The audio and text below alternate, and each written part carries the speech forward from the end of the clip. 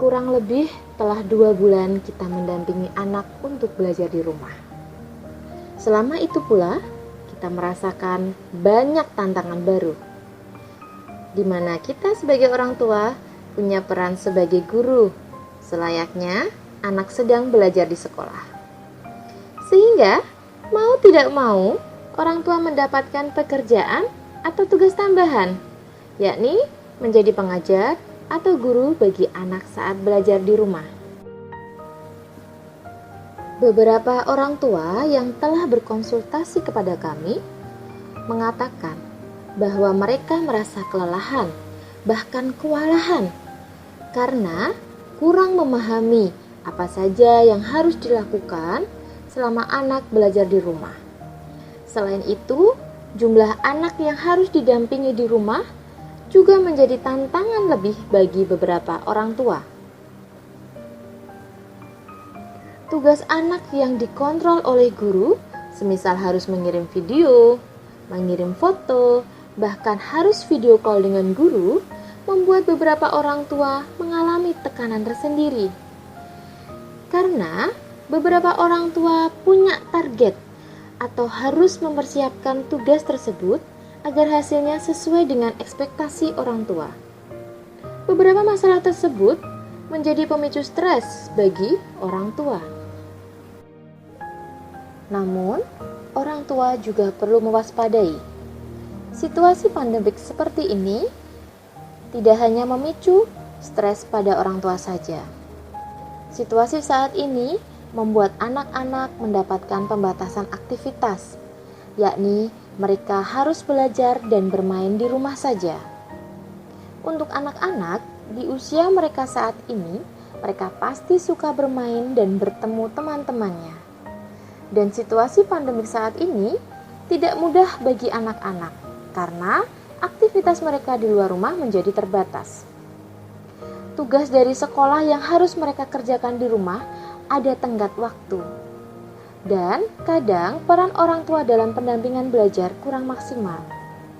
Dikarenakan mungkin orang tua punya kesibukan sendiri, atau orang tua masih harus tetap bekerja di luar rumah. Sebelum kita bahas bagaimana cara kita untuk membantu menurunkan atau mengurangi stres pada anak, maka kita perlu kenali tanda atau gejala stres yang muncul pada anak. Antara lain perubahan suasana hati yang terjadi akibat masalah yang mungkin sepele. Kita bisa melihatnya melalui perilaku anak yang mungkin sebelumnya anak adalah tipe yang mudah untuk diberi arahan. Namun beberapa waktu belakangan anak menjadi susah untuk diberi pemahaman, dan ketika ingin sesuatu anak mudah kecewa, mudah sedih. Nah, ini perlu diwaspadai.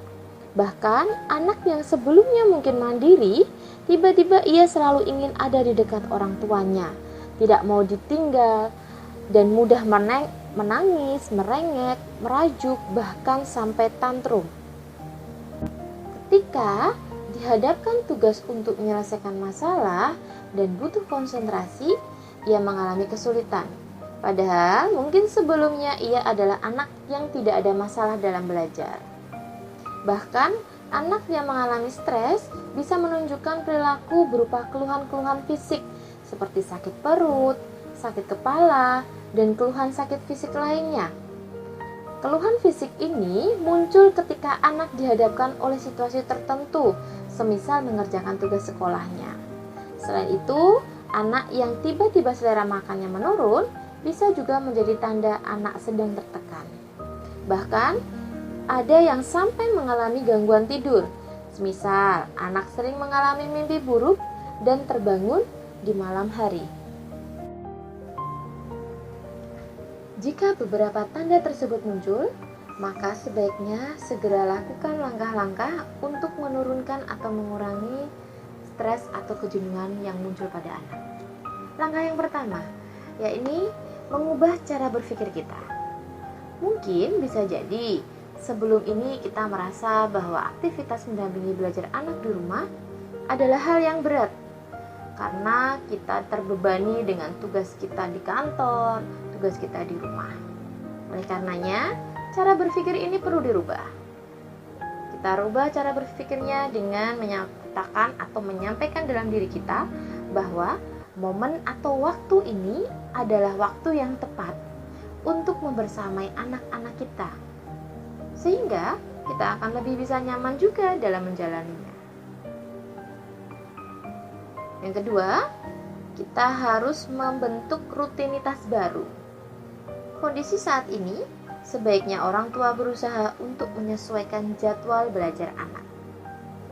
Bagi beberapa orang tua yang bekerja, kadang secara tidak sadar kita ingin membebankan tugas kita kepada anak dengan meminta anak untuk cepat belajar, cepat menyelesaikan tugasnya, cepat membereskan tugasnya.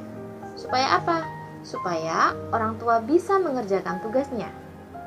Bagi anak yang menganggap bahwa situasi saat ini ia sedang liburan dan ia harus menyelesaikan tugasnya tanpa arahan, hal ini menjadi tekanan tersendiri bagi anak. Jadi, sebaiknya orang tua komunikasikan kepada anak bahwa mereka punya waktu tertentu untuk membersamai anak. Jika kedua orang tua bekerja, cobalah untuk meminta kompensasi kepada guru untuk menyesuaikan jadwal belajar anak di rumah. Atau mungkin orang tua perlu meminta bantuan pengasuh atau orang lain yang ada di rumah guna membantu dalam mendampingi belajar anak. Selain itu, kedua orang tua yakni ayah dan ibu harus berperan bersama, bergantian, sehingga anak juga merasakan bahwa kedua orang tua ada dan memperhatikannya. Susunlah jadwal kegiatan bersama dari pagi hingga malam. Kapan waktu bangun pagi, kapan waktu menyelesaikan pekerjaan rumah dan kantor, dan kapan waktu belajar bersama anak. Kapan waktu anak istirahat, kapan waktunya anak untuk makan cemilan, dan kapan waktunya anak bermain. Jadi, kebutuhan anak tetap terpenuhi, baik secara psikis maupun nutrisi makanan maupun secara fisiknya.